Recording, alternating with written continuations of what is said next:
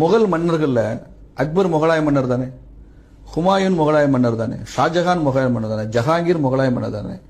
இந்திய முஸ்லீம்கள்ல நீங்க அக்பர்னு பேர் வச்ச முஸ்லீம் பார்க்க முடியுமா முடியாதா? ஷாஜஹான்ற பேர் வச்ச முஸ்லீம்ஸ் இருக்காங்களா இல்லையா? ஹுமாயூன் பேர் வச்ச முஸ்லீம்ஸ் சொல்லுங்க. ஹுமாயூன் கபீர்னு ஒரு எஜுகேஷன் மினிஸ்டர் இருந்தார் இந்தியாவில் மத்திய அரசாங்கத்தில் ஒரு காலத்தில். அப்ப இவங்களா இருக்காங்கல்ல. இதுவரைக்கும் நீங்க பாபர்னு பேர் வச்ச ஒரு இந்திய முஸ்லீம் பார்த்துருக்கீங்களா?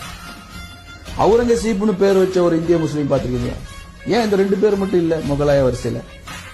ஏன் அக்பர் இருக்காரு, ஹுமாயூன் இருக்காரு, ஷாஜகான் இருக்காரு, ஜஹாங்கீர் இருக்கிறார், ஏன் பாபர் இல்ல, அவுரங்கசீப் இல்ல? அப்படின்னா பாபர் தான் ராமர் கோயிலை இடிச்சான். காசியும் மதுரா கோயிலை இடிச்சவன் அவுரங்கசீப்.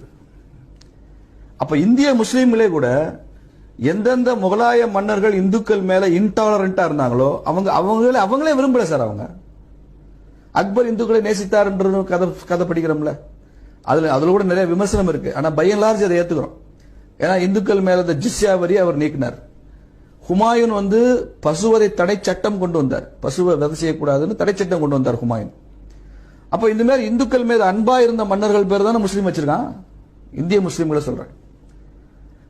வெளிநாட்டில இருந்து படையெடுத்து வந்த முகலாயர்கள் யாரெல்லாம் இந்து கோயில் அழிச்சானோ அவன் பேரை வைக்கவே இல்லை. இவங்க தங்கள் குழந்தைகளுக்கு எங்க அவுரங்கசீப் பேர் வச்ச ஒரு இந்திய முஸ்லீம் எங்க இருக்கா?